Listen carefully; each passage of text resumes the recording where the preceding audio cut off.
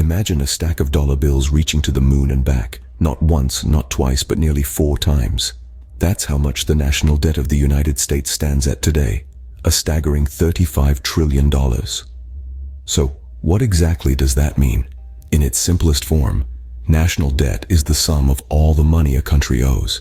It's a bit like your personal credit card bill, but on a much larger scale. When the government spends more than it collects in taxes, it borrows the difference. This borrowing accumulates over time, and voila, we have our national debt. Now you might be thinking, well, that's just a bunch of numbers, right? Well, not quite. This debt has a real impact on the lives of everyday people. It influences everything from the interest rates on your mortgage to the stability of your job.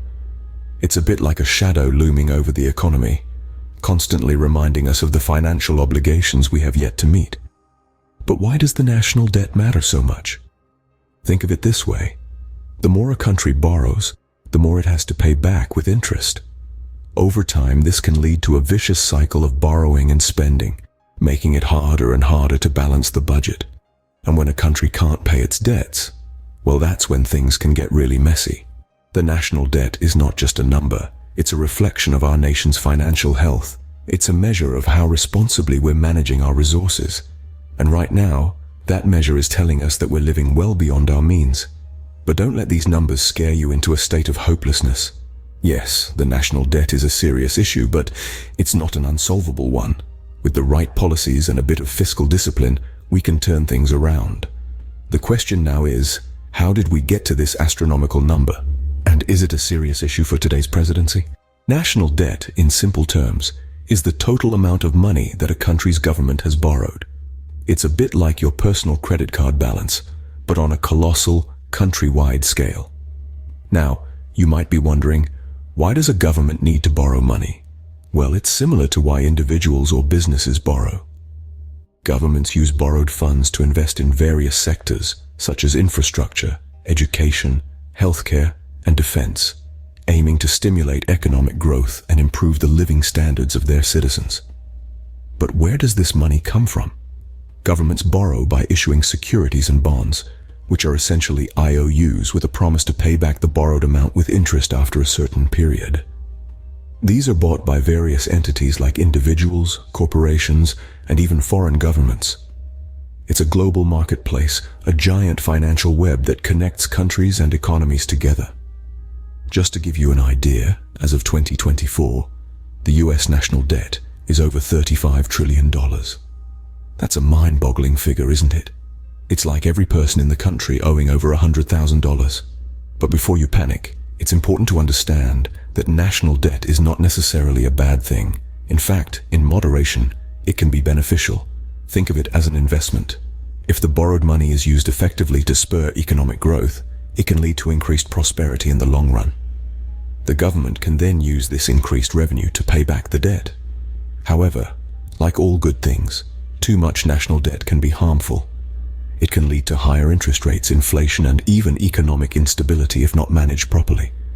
The key here is balance. Borrowing is fine as long as it's within the country's means to pay it back. So it's clear that national debt is not inherently bad. But when does it become a problem? Well, stick around as we delve deeper into that in our next segment. Debt is like fire. Handled correctly, it can be useful. But left unchecked, it can lead to disaster. When our national debt skyrockets, the impact isn't just on paper. It's a chain of events that can send shockwaves through the economy. A high national debt means higher interest payments. These are funds that could have been invested in education, healthcare, or infrastructure. Instead, they're spent on servicing the debt, leaving us with less to invest in our future. And it's not just about the money. High debt levels can limit our ability to respond to crises. When a natural disaster strikes or a pandemic hits, we need fiscal flexibility. We need to be able to invest in recovery and support for those affected. But with a high debt, our hands are tied. We're like a boxer with one arm tied behind our back, struggling to fight off a formidable opponent. But perhaps the most concerning issue is the potential for economic instability. A high debt can shake investor confidence. Investors start questioning our ability to repay. This can lead to higher borrowing costs, slowing down economic growth. And in a worst-case scenario, it can even trigger a debt crisis. This is when the government cannot pay back its debt, leading to a severe economic recession or even a depression.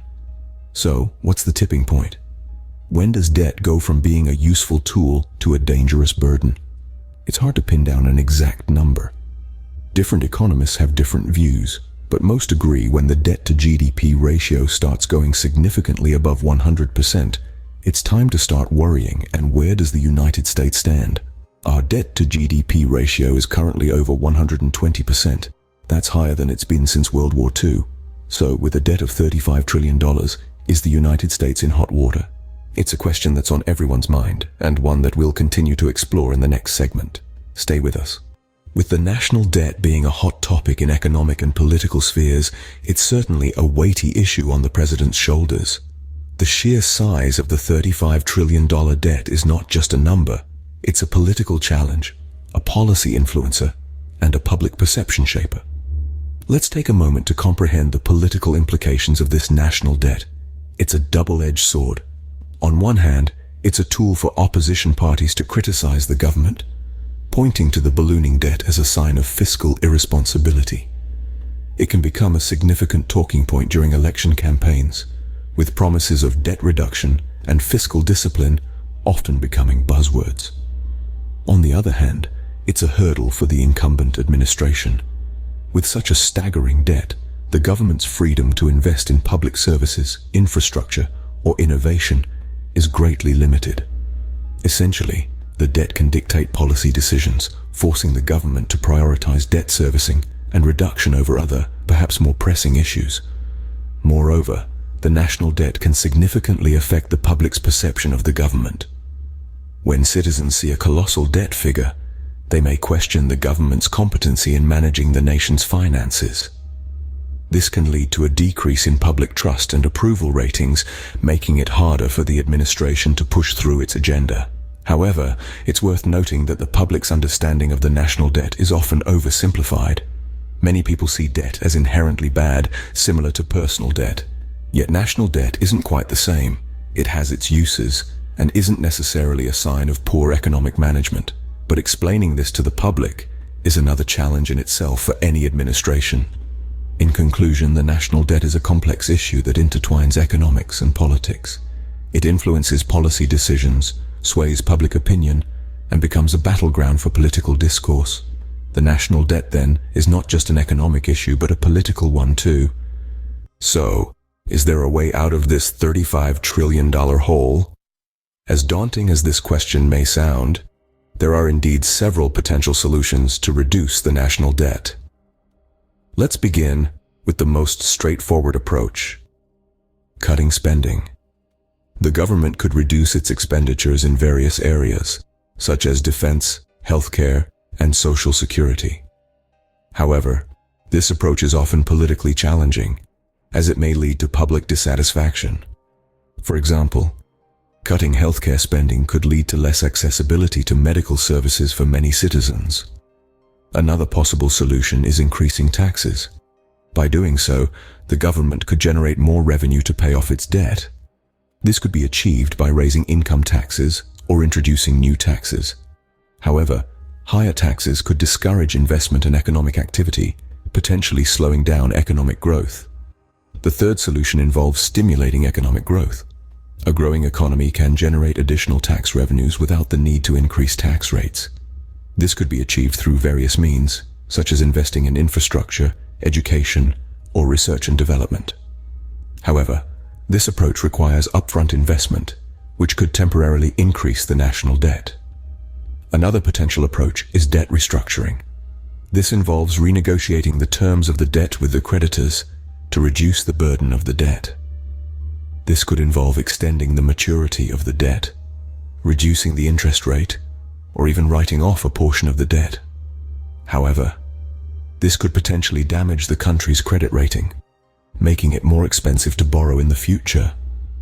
Lastly, the government could also consider selling off its assets. This could include anything from land and buildings to shares in state-owned companies. However, this is often seen as a last resort, as it could lead to a loss of control over important strategic assets. In conclusion, While there are several possible solutions to reduce the national debt, none of them are without their challenges.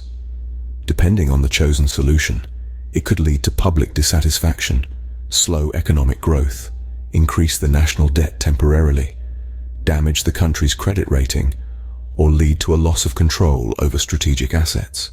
However, each solution comes with its own set of challenges and trade-offs. The path to reducing national debt is not an easy one, and it's a journey that will likely span multiple presidencies. That's the reality we face today. Decades of spending and borrowing have led us to this point, a staggering 35 trillion in debt. But remember, debt is not inherently bad. It's a tool, like a credit card, and when used wisely, it can be beneficial. The problem arises when it spirals out of control, when the interest payments alone become a burden too heavy to bear. That's the point where the national debt has led us. But turning the ship around is not impossible. It just requires a steady hand on the tiller and an unwavering commitment to fiscal discipline. Reducing national debt is a long-term endeavor. It's not something that can be achieved overnight, or even in a single presidential term. It requires consistent and prudent economic management and, perhaps most importantly, political will. It's easy for politicians to promise tax cuts or increase spending during election season. It's much harder for them to make the tough decisions necessary to bring our debt under control. It's about prioritizing, about saying no to some things so we can say yes to what's truly important. And let's not forget, the responsibility doesn't lie solely with the government. We, as citizens, have a role to play too. We need to hold our elected officials accountable, to demand transparency and responsible fiscal policies. The road ahead is long and filled with challenges. But if we're willing to make the necessary sacrifices, if we're ready to tighten our belts and make hard choices, then we can start to turn the tide. It's a journey, not a sprint. The question isn't whether we can reduce the national debt. We have the tools and the knowledge to do so. The question is whether we have the will. As we move forward, the question remains: will future administrations take the necessary steps to tackle this issue? The answer to that question will shape the economic future of our nation. Let's hope they choose wisely. In the grand scheme of things, $35 trillion is a mind-boggling amount of money. We've delved into this complex world of national debt, peeling back its many layers to understand its essence. It's a double-edged sword, a necessary tool for growth and development, but one that turns perilous when mismanaged or allowed to balloon uncontrollably. The presidency is not immune to its impact. In fact, it's a pivotal player, shaping and being shaped by this financial behemoth. It's a daunting task, navigating this sea of debt, balancing the needs of the nation against the ticking time bomb of potential economic instability. But as we've seen, there are potential solutions. With strategic planning, disciplined spending, and responsible borrowing, we can steer the ship towards safer waters. The road ahead may be long and fraught with challenges, but it's a journey we must undertake. While the national debt may be a daunting figure, it's an issue that, with careful management and determined action, can be addressed in the long term.